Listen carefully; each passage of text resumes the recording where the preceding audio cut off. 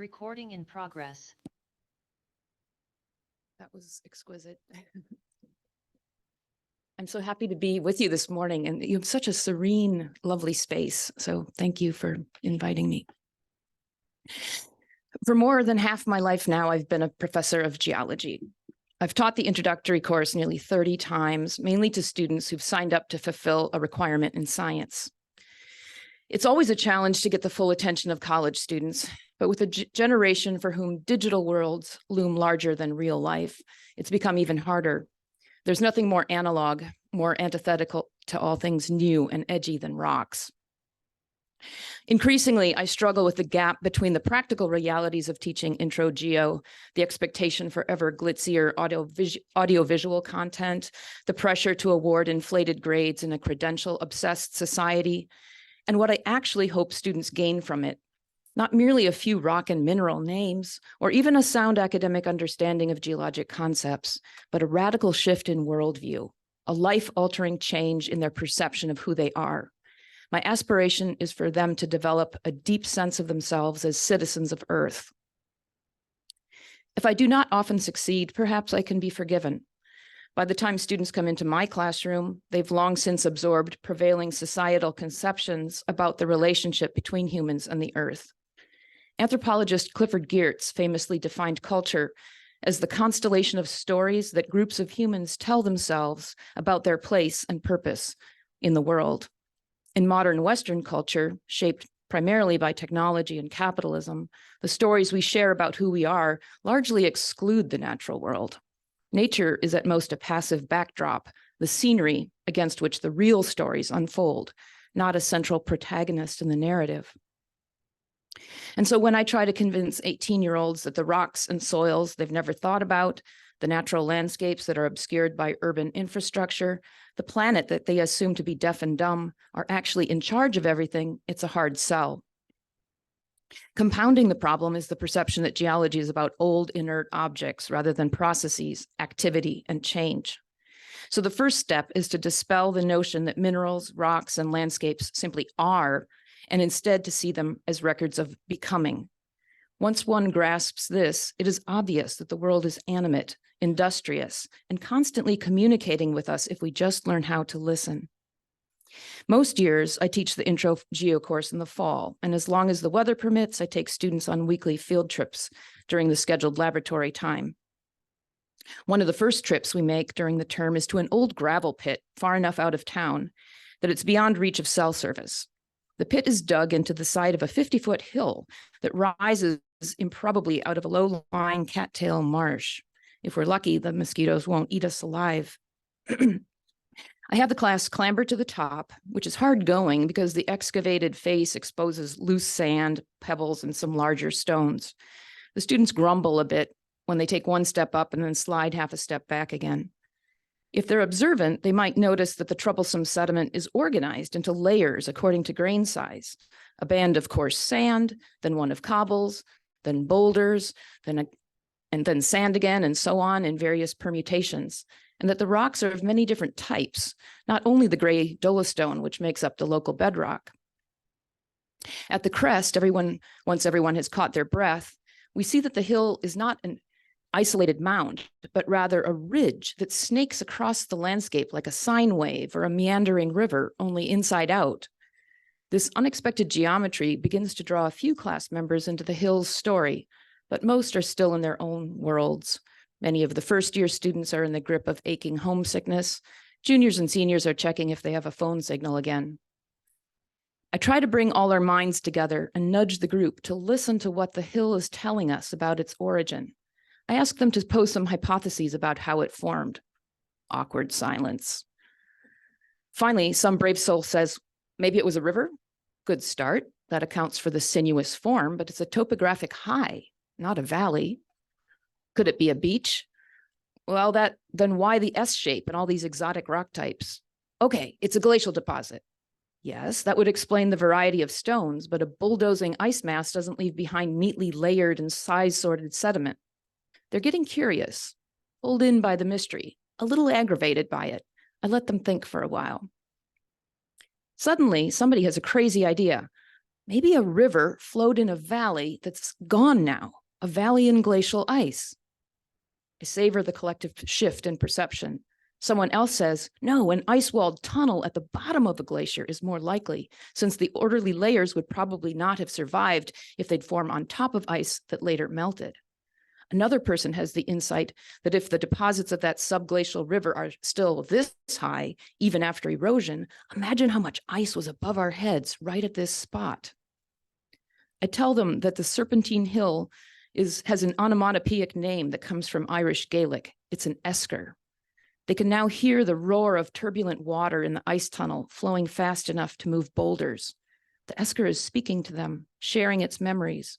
A few students are moved to express outrage that this mound of sand and stone, whose proportions they've measured with their feet, whose story has found its way across millennia into their minds, has been excavated for road building materials. Shouldn't this thing be preserved?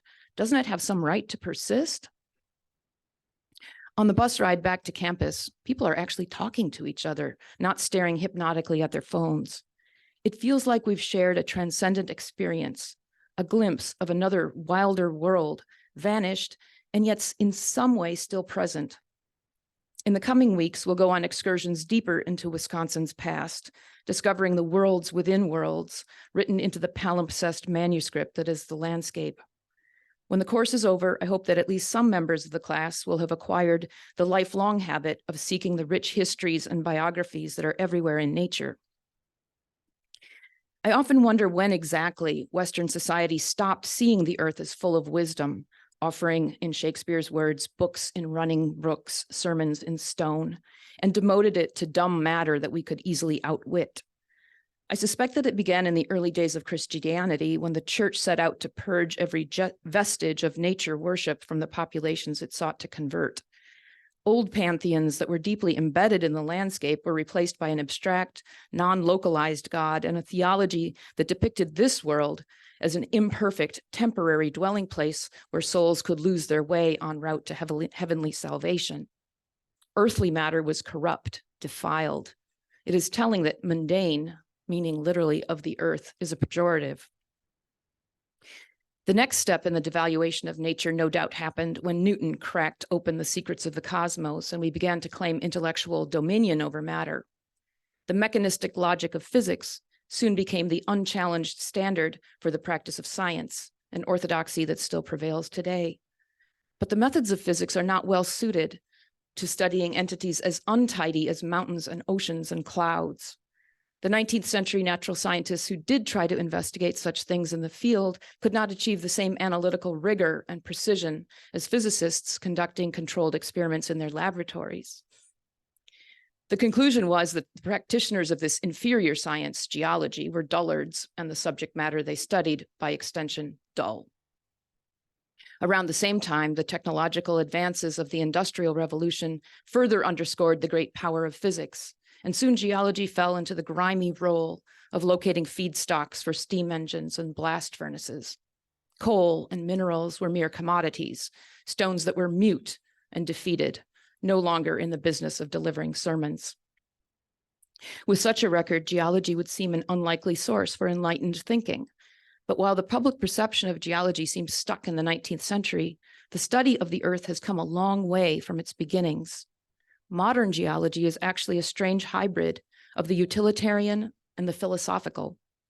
It addresses not only important practical questions, where to find needed resources, how to protect people from natural hazards, but also deep existential ones.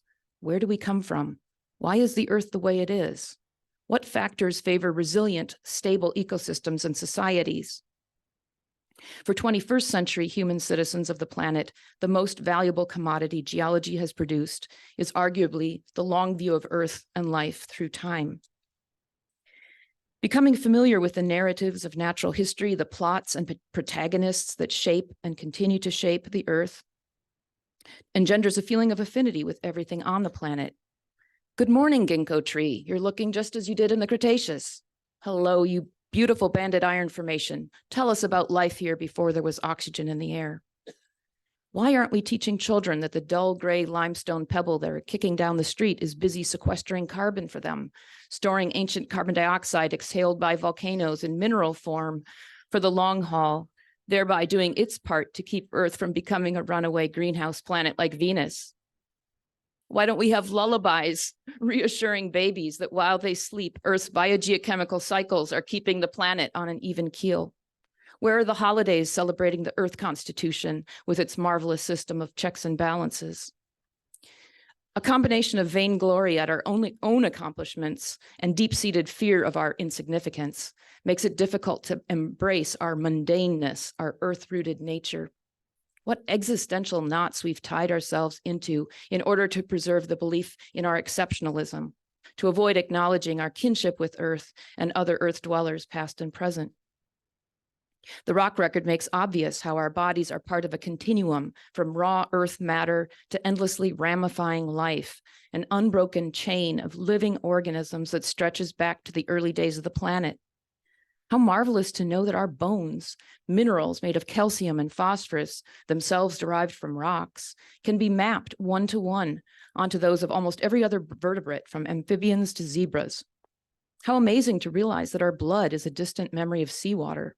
How good to feel in our marrow that we are Earthlings, fully native to this ancient, verdant, resilient Earth. Any alienation we feel is self-inflicted. Any existential torment we may suffer over our origins amounts to ignorance and disrespect for our forebears. So I prescribe becoming an Earthling as a cure for a wide range of social ills, including, in alphabetical order here, angst, anomie, bigotry, boredom, consumerism, delusions of grandeur, hubris, impatience, neurosis, pettiness, self-absorption, and other unspecified varieties of spiritual malaise. In the West, we tend to mistake cleverness and especially technological prowess for wisdom. Many of the people we call visionaries base their conceptions of the future on the notion that we should do everything in our power to circumvent the irksome constraints of the natural world. They smirk at the sneaky ways they've found to outwit Mother Nature and use their prestige to seduce others into sharing their dangerous illusions. Schemes like climate engineering or terraforming Mars may sound easy if you're completely ignorant of the intrinsic timescales of geological and biological phenomena, the deep evolutionary pathways that gave rise to the world we live in, the intricate behind-the-scenes biogeochemical logistics, that teeming, tireless housekeeping crew that have made Earth such a commodious place. You'd think we'd be smart enough by now to have noticed that Earth is so much more powerful and more patient than we will ever be. To accept this at long last would not be an admission of defeat, but a sign that we've matured from an adolescent relationship with the Earth into a more adult understanding of who we are as a species. Doesn't it seem reasonable that after 4.5 billion years, the Earth could teach us a thing or two about survival over the long term? What possible shame could there be for us in seeing ourselves as offspring of such an old, creative, bountiful, and mysterious progenitor and respecting its time-tested habits? On the first day of the introductory geology course, to help myself learn 40-odd new names and faces, I still hand out index cards and ask students to record a few salient facts about themselves, where they're from, what they like to do, who they are.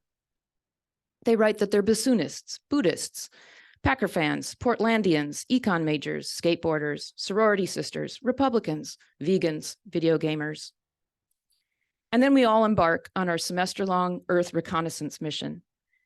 Even though I've been on that journey so many times, I'm still stunned by the sheer creative prodigality of this planet. All the life teeming, rivers flowing, sediment accumulating, oceans circulating, plates moving, mountains rising, rocks reincarnating. Earth doing what Earth does. What a place to call home.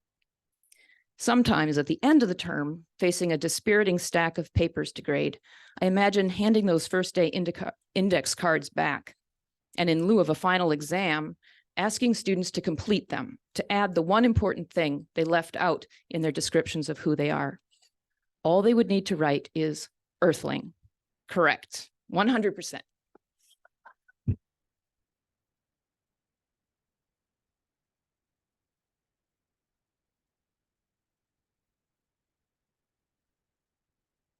And now we'll take a moment to meditate on those